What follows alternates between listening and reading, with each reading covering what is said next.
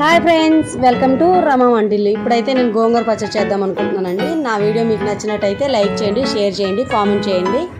ఇప్పుడైతే ఆకులు నీట్గా చక్కగా బాగా ఒలిచి పెట్టుకోవాలి. వీడియోలు చూపిస్తున్నాను కదండి అలా. ఇప్పుడైతే నేనైతే కొద్దిగా నువ్వులు, ధనియాలు, జీలకర్ర ద్వారగా వేపి పక్కన పెట్టుకున్నాను. 10 నుంచి 15 పచ్చిమిరపకాయలు కావాలండి గోంగూర పచ్చడికి. మీకు రుచికి కారానికి తగ్గట్టుగా మీరు వేసుకోవచ్చు. మేమైతే కొద్ది కారం ఎక్కువ తింటాం. నేనైతే ఆవాలు వేసుకుంటానండి, మీకు నచ్చితే వేసుకోవచ్చు, కాకపోతే లేదు. ఇందులో 2 టేబుల్ స్పూన్ ఆయిల్ వేసి పచ్చిమిరపకాయలు బాగా ద్వారగా వేపుకోవాలి.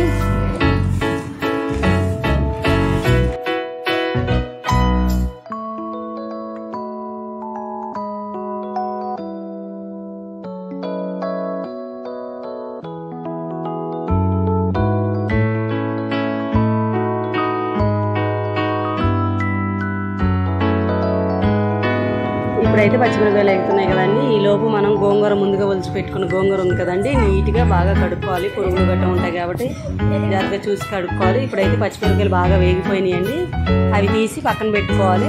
ముందుగా వేసిన నూనె సరిపోయిందండి, ఇంకేం నూనె వేయవసరం లేదు. ఇప్పుడైతే గోంగూరని బాగా పిండి వేసుకోవాలండి. ఇది నాటు గోంగూర కాబట్టి చాలా త్వరగా మగ్గిపోయింది. ఒకసారి మొత్తం వేసి బాగా కలిపి మూత పెడితే చాలండి, పద్దాకా కలపాల్సిన అవసరం కూడా లేదు. చాలా పుల్లగా కూడా ఉంటుంది నాటు గోంగూర.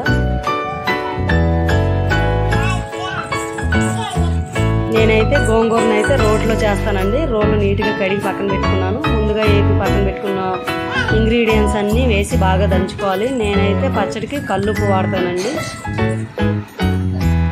గోంగూర చూడండి ఎంత బాగా మగ్గిపోయిందో. ఇందులో నేను ఎల్లుల్లిపాయలు వేస్తాను. ఎల్లుల్లిపాయలు బాగా ఒలిచి పక్కన పెట్టుకున్నాను.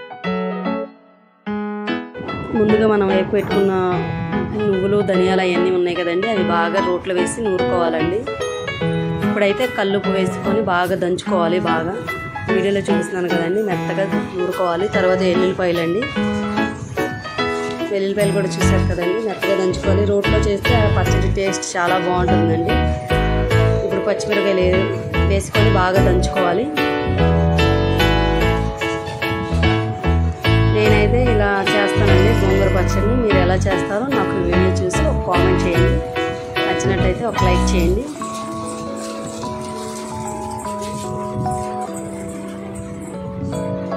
ఇప్పుడు ముందుగా మగ్గబెట్టుకున్న గోంగూర ఉంది కదండి, అది కూడా వేసి బాగా నూరుకోవాలి.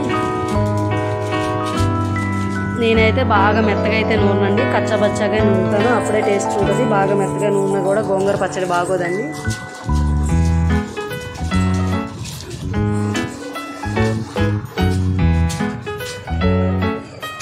కొంతమంది ఉల్లిపాయను కూడా చిన్న చిన్న ముక్కలు కోసుకొని గోంగూర పచ్చడి బాగా నూరిన తర్వాత అందులో కలుపుకొని అయితే తింటారండి. నేనైతే మాత్రం గోంగూర పచ్చడి నూరిన తర్వాత గోంగూర అన్నంలో కలుపుకునేటప్పుడు పక్కన ఉల్లిపాయ కోసుకొని నంచుకొని తింటానండి. ఒకసారి ఉప్పు చూసుకున్నాను, కొంచెం సరిపోయింది. ఇప్పుడు పోపు అయితే నేనైతే కొంచెం ఇంగువ వేస్తాను. ఇందులో పసుపు కూడా వేసుకుంటానండి. ముందు మీకు తెలుసు కదా, పోపులో పచ్చెనపప్పు, ఎండుమిరపకాయలు, కరివేపాకు, ఇంగువ వేసాను నేను. ఇంగువ, పసుపు తాలింపులోనే వేసానండి. ఇప్పుడు ఆ పోపు వేసుకొని బాగా కలుపుకొని పక్కన పెట్టుకోవాలి.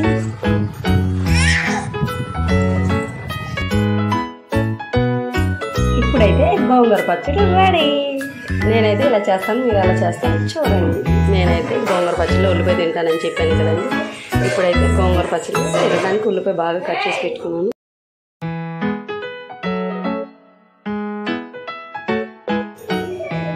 మీలో ఎంతమందికి రోట్లో పచ్చడి చేసిన తర్వాత అన్నం వేసుకొని తినే అలవాటు ఉందో కామెంట్ చేయండి. నేనైతే రోట్లో అన్నం వేసుకొని నెయ్యి వేసుకొని కలుపుకొని తింటాను.